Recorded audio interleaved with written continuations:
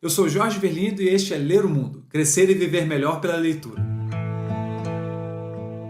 Seja muito bem-vinda, muito bem-vindo a essa segunda parte onde eu analiso as ideias do Arthur Schopenhauer, do livro dele As Dores do Mundo. É um livro muito interessante. Na primeira parte eu analiso algumas ideias que eu pensei, 5 ideias, as primeiras, onde são perspectivas da relação do indivíduo consigo mesmo e com os outros. Nessa segunda parte eu vou analisar mais ideias da relação do indivíduo com a vida e com o todo. Se você quiser ver a primeira parte, eu vou deixar um link aqui. Do contrário, vamos começar agora. Obviamente que esse é um recorte da leitura. O Schopenhauer é um autor muito generoso. Quando eu comecei a ler esse livro, eu tinha 89 grifos, Então eu fui reler para ver se não tinha deixado alguma coisa de fora. E na verdade o que eu deixei de fora é 90% do livro. Não cabe um livro tão precioso como esse em 2 episódios de 15 minutos. Mas essas ideias são as que mais me interessaram. Daqui a pouco eu falo por que eu as escolhi. Mas estou te dizendo isso mais para te encorajar a, se você se identificou com essas perspectivas que eu estou trazendo, a ler o livro na íntegra. É um livro pequeno, um livro muito interessante, vai ser um bom uso do seu tempo. E aí você pode me perguntar assim, tá, mas por que você dividiu em 10 ideias e por que você trouxe elas divididas nesses 2 blocos, nos 2 episódios? E aí eu te digo o seguinte, primeiro de tudo, são as ideias com as quais eu tenho mais afinidade, foram as ideias com as quais eu mais reverberei enquanto eu estava lendo. São ideias moderadamente polêmicas, não são as mais polêmicas do livro, então é fácil da gente trabalhar aqui sem gerar uma discussão que vai para um lado que não nos interessa. E depois, pela afinidade das ideias entre si, Quando você lê o Schopenhauer, você vê que tem alguns agrupamentos temáticos, Ele fala de amor, ele fala da relação com o outro, da relação com a vida, da relação com a arte. E essa é fácil você pegar e agrupar algumas dessas ideias. É fácil de memorizar, fácil de explicar também. Também é muito interessante essa leitura porque você vê que ele é um erudito, Falava um monte de línguas, algumas das citações são em grego, outras das citações são em latim, outras das citações são em francês. É massa ver como ele desenvolve esses raciocínios todos com versatilidade, pega perspectivas de outros autores e às vezes critica, às vezes apoia. Eu particularmente acho muito interessante, é um grande exercício para mim de reflexão. Agora, encerrando essa parte de trivia sobre o autor, mais algumas ressalvas porque é uma leitura realmente desafiadora. Então, antes da gente entrar propriamente nas ideias, é importante a gente lembrar que, é uma figura histórica, uma figura que existe dentro de um contexto, então quando você estiver lendo, pode ser que você seja desafiado por algumas dessas ideias, pela historicidade delas. Mas também pode ser porque essas ideias estão desafiando os seus preconceitos, a sua forma de ver o mundo. E isso pode ser desconfortável. O que eu te diria aí é o seguinte, é muito interessante quando a gente encontra alguém que é capaz de nos desafiar. Porque se a gente está cercado de validação o tempo todo, muitas das nossas ideias elas podem ser infrutíferas, elas podem ser improcedentes, elas podem ser inúteis e não tem ninguém, nenhuma alma lúcida para dizer pra gente assim, olha, essa perspectiva aí talvez não esteja mais te servindo, que tal essa daqui? Então, enquanto você estiver lendo, se você sentir algum desconforto, é normal, principalmente se tratando de Schopenhauer. Feitas as devidas ressalvas, vamos entrar nas ideias. O formato é o mesmo da última vez. O que eu fiz? Eu pensei 5 ideias, dessa vez, da relação do indivíduo com o todo, com a vida. Eu sempre trago um título para a ideia, tanto para facilitar a nossa organização aqui na timeline, tanto para você se lembrar depois, você dá um apelido para essa ideia, mas eu vou ler aspas dela e depois eu vou desenvolver o raciocínio por trás da ideia. Beleza, começando então pela primeira ideia que eu chamo de infortúnios. Nome simples, mas só para a gente lembrar, Vou ler aspas primeiro e depois eu vou desempacotar essas aspas dele. Porque é absurdo admitir que a dor sem fim, que nasce da miséria inerente à vida e enche o mundo, seja apenas um puro acidente, e não o próprio fim. E ainda mais uma outra aspas. Penso às vezes que a maneira mais convincente dos homens se cumprimentarem, em vez de ser Senhor, Sir, poderia ser companheiro de sofrimentos, Sorte malorum, que também é companheiro de sofrimentos, companheiro de misérias, ou então My Fellow Sufferer, que é meu querido companheiro sofredor, algo nessa direção. O que esses raciocínios querem dizer? Primeiro, eles são umas alegorias para nos mostrar que todos nós estamos sujeitos a sofrimento. Todos nós. Não importa se é rico, se é pobre, se mora em país A, B ou C, se tem ou não tem familiares, se tem ou não tem entes queridos, todos nós estamos sujeitos a sofrimentos da vida. Um outro ponto interessante aí é que, a partir dessa perspectiva, você desenvolve um pouco mais de compaixão com o outro. Isso não quer dizer que você vai ser subserviente ao outro, que você vai se deixar dominar, se deixar fazer sofrer pelo outro, mas quer dizer que esse ponto de partida torna o outro como um companheiro dos infortúnios que a gente vive e muda a sua perspectiva. Você para de se sentir, por exemplo, perseguido por problemas. Muito bem, então vamos para o segundo ponto. O segundo ponto eu chamo de guerra sem tréguas, é uma aspas curtinha, mas a análise é bem interessante. A aspas é mais ou menos assim. A vida é uma guerra sem tréguas e morre-se com as armas na mão. Eu, particularmente, às vezes penso de brincadeira assim, o dia que eu morrer eu vou deixar uma fatura de cartão de crédito para o operador. É uma brincadeira, né? Brincadeiras à parte, o ponto é que a vida é labuta. A gente passa grande parte do tempo tentando se legitimar, tentando fazer o nosso espaço valer, conquistar, né, as coisas que a gente almeja. E nada disso é simples, nada disso se conclui logo amanhã. E a gente tem essa sensação, às vezes, de que vai se interromper a batalha, né? Que em algum momento vai ficar tudo excelente e tal. Essa sensação também gera muita frustração, ela gera muito descontentamento. Por quê? Porque se você está batalhando numa coisa aqui e aí não acaba e recomeça, ou então começa uma outra batalha, você vai ficar chateado, você vai ficar irritado, você vai achar que, de novo, né, você vai se sentir perseguido pelas circunstâncias, como se só com você a batalha nunca acabasse. Então essa aspas, ela é interessante para mim, para ela, de novo, nos colocar no lugar onde essa batalha, esse esforço que a gente faz para se valer, para alcançar os nossos sonhos e tal, ele é constante. Ainda nesse ponto, é interessante a gente pensar o seguinte: não adianta você ficar obcecado com a batalha da vida, né? Eu já falo por mim, né?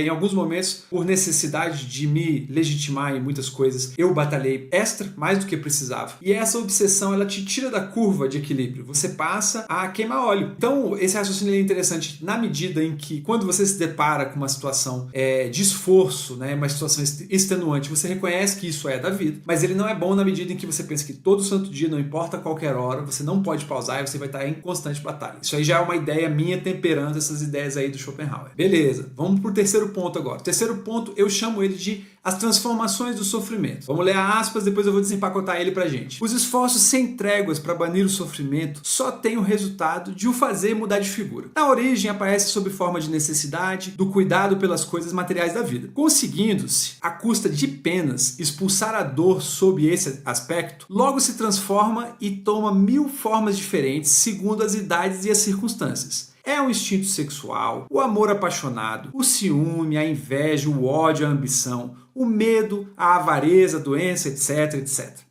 Se não encontra outro acesso livre, toma o manto triste e pardo do tédio e da sociedade. E então, para combater, é preciso forjar armas. Logrando-se expulsá-la, não sem combate, volta às suas antigas metamorfoses e a dança recomeça. Quem de nós já não viveu isso? Você tem uma necessidade específica, né? E quanto mais no começo, ou dependendo de onde você partiu, da sua origem, mais material é essa necessidade. Às vezes é dinheiro, às vezes é um teto, às vezes é abrigo. O básico, a gente às vezes precisa do básico. Quando você começa a solucionar o básico, com sorte, se você começa a solucionar o básico, o que acontece? Você pensa assim, não, agora eu solucionei o básico. Não, agora outras necessidades vão aparecer. Necessidades relacionais, necessidades de pertença. Você coloca aquela pirâmide do Maslow, né, que você encontra aí pela internet, com todas aquelas camadas de necessidade, cada uma delas ela é desbloqueada depois que você resolve a outra. E isso pode gerar em você uma sensação de descontentamento constante. De novo, de morrer com as armas na mão, porque você vai passar o tempo inteiro tentando resolver coisas e a sua mente não vai conseguir te dar saciedade. Eu acho essa ideia muito interessante porque, primeiro, né, porque já fui sujeito dessa situação muitas vezes, e uma das vezes mais sutis foi quando eu passei por muita necessidade numa fase da minha vida e resolvi, né, estou resolvendo, né? Quando cheguei num certo ponto, a luta mudou. A luta passou a ser mais sutil, ela passou a ser muito mais abstrata. E aí você esbarra nessa outra perspectiva que eu trouxe, que é a do aborrecimento. Às vezes você já solucionou muitas necessidades e agora você não está resolvendo nada e também não tem nada acontecendo, né? E era para você estar feliz, pelo menos por não ter nada acontecendo, como eu falei no último episódio. Mas na verdade o que acontece? Você fica entediado. E você não entende isso e começa a ficar procurando outras atividades para preencher aquele espaço. Por isso que é muito interessante essa perspectiva. Primeiro de tudo, né? Ela é muito interessante quando você está em paz, sentado, refletindo. Quando você está num momento de tormento, ela é mais difícil de interpretar, mas você consegue alimentar um momento em que você não está bem com essa reflexão agora que a gente está aqui trocando a ideia, percebendo que é fase, ou é apenas uma percepção, uma deformação de percepção. Interessantes essas ideias, né? Às vezes você está lendo lá e ela parece uma ideia muito mais ríspida, muito mais bruta, mas a gente trocando, né, desempacotando, fica mais interessante, fica mais fácil de ver no dia a dia. Agora vamos para o quarto ponto que eu trouxe hoje. Eu chamo esse ponto de raridade do bem feito, né? É só um nomezinho para a gente se organizar. Vou ler aspas, depois a gente reflete um pouco em cima. Por isso, o que há de melhor entre os homens só aparece após grandes esforços. Qualquer inspiração nobre e sensata dificilmente encontra ocasião de se mostrar, de proceder, de se fazer ouvir. Ao passo que o absurdo e a falsidade no domínio das ideias, a banalidade e a vulgaridade nas regiões da arte, a malícia e a velhacaria na vida prática reinam sem partilha e quase sem interrupção Não há pensamento, obra excelente que não seja uma exceção. Um caso imprevisto, singular, incrível, perfeitamente isolado. Ele pega pesado, né? Dá pra ver que ele é bem hiperbólico nisso. Né? Deve ser de época, ou então é da própria natureza dele, mas o ponto específico aí é o seguinte: nós estamos comumente cercados por mediocridade. Eu não estou falando isso de uma perspectiva superior, eu também sou um fabricante de mediocridade no mundo, você também é, provavelmente, mas o ponto é, às vezes a nossa expectativa ela está em descompasso com o que a realidade tem para oferecer. A realidade está aqui, ó, no plano da mediocridade. E uma coisa muito interessante é rara, né? Isso às vezes é deformado hoje porque a rede social faz parecer que tudo é um espetáculo, todo mundo é perfeito, todo mundo é excepcional, mas a verdade é que grande parte da nossa vida está aqui, ó, no medíocre, no monótono. Você vai levantar, você vai escovar seu dente, cuidar da sua vida e voltar, ter que se relacionar com pessoas que às vezes você não tem interesse, você vai ter que cuidar de tarefas que às vezes você não gostaria, e aí você volta para casa, termina o seu dia e com sorte você cuida do que você gosta. Ou seja, o banal, ele preenche quase tudo. Por que eu acho isso interessante? É pra gente reclamar que o banal preenche quase tudo? Não, muito pelo contrário. É pra gente, né, como ele fala no fim desse raciocínio, celebrar quando a gente vê uma coisa interessante. E essa coisa interessante não precisa ser uma obra fantástica, uma obra excepcional. Ela pode ser também um gesto bacana de uma outra pessoa, ela pode ser uma resposta positiva que você dê. Você, em vez de agir de uma maneira desgraçada, você age de uma maneira melhor, né? Uma maneira produtiva, fértil em relação a alguém. Você considera hipóteses que não são as suas de costume. Essas pequenas coisas, elas também são excepcionais. E eu acho que esse raciocínio nos ajuda a perceber isso no mundo e na gente. E por último, a última ideia que eu trago desse livro para você, que eu apelidei ela de Isso Também Vai Passar. Isso também vai passar é uma frase clássica, aí tem alguns mitos, né? Não só na cultura judaica, mas em outros lugares, também cultura persa e tal. Né? Eu vou ler aspas, depois a gente vai refletir um pouco sobre esse raciocínio. Não há nada fixo na vida fugitiva, nem dor infinita, nem alegria eterna, nem impressão permanente, nem entusiasmo duradouro, nem resolução elevada que possa durar toda a vida. Tudo se dissolve na torrente dos anos. Muito interessante isso. Você ouvindo isso, se você conhece um pouco de budismo ou de estoicismo, você vai ver que o Schopenhauer andou circulando aí por esses salões, né? Hinduísmo, também estudou filosofia oriental e tal. Essas ideias são muito interessantes, elas já são interessantes nas origens, né? Nos outros lugares da onde ele bebeu dessa fonte. Um ponto que eu acho maravilhoso dessa ideia é que ela não é uma ideia para você só pensar sobre ela. Você não fala assim, isso também vai passar. É uma ideia para você experimentar ela. Se você não viver essa ideia no seu dia a dia, você não está consumindo essa ideia inteira. Vou te dar exemplos, tá? Acontece uma coisa maravilhosa com você. É óbvio que você vai ficar feliz. Graças a Deus. Como ele disse, é um cometa no céu. Né? Uma coisa maravilhosa aconteceu. Você vai celebrar, você vai ficar feliz com isso, mas você pensa assim, isso também vai passar. Ou acontece, tá numa fase ruim, tá passando por algum problema, tá, né, com algum impasse relacional, negocial, seja lá o que for, profissional, você pensa assim, isso também vai passar. Por que ela é uma ideia ambivalente? Ela vale dos dois lados. Porque nos momentos férteis, nos momentos positivos, você se autoriza a festejar, é humano, você merece. Só que você também não se envaidece disso. E você sabe que tem uma parcela de sorte. A nossa sociedade hoje está muito mal acostumada. A gente acha que êxito é só trabalhar enquanto eles dormem. Não é. Tem uma parcela de sorte em todas as conquistas que a gente tem. Eu falo por mim, pelo menos, você faça a sua reflexão pessoal, mas por mais que eu me esforce, por mais que eu me dedique, eu tenho que ser justo com os fatos. Muitas das coisas positivas que aconteceram na minha vida tiveram uma parcela maior ou menor de sorte. E depois, olhando para a fase negativa das coisas, ela nos ajuda a ter resiliência. Porque às vezes a gente entra numa fase de drama, e eu não estou falando drama do tipo, você tem um drama, não estou te invalidando por ter um drama. Mas o que eu quero dizer com drama é quando a gente simplesmente não tem mais perspectiva. Só resta a morte, só resta desistir de tudo, só resta o impasse, só resta o bate-boca, só resta virar a mesa. Todo ser humano, dependendo das circunstâncias, ele é capaz,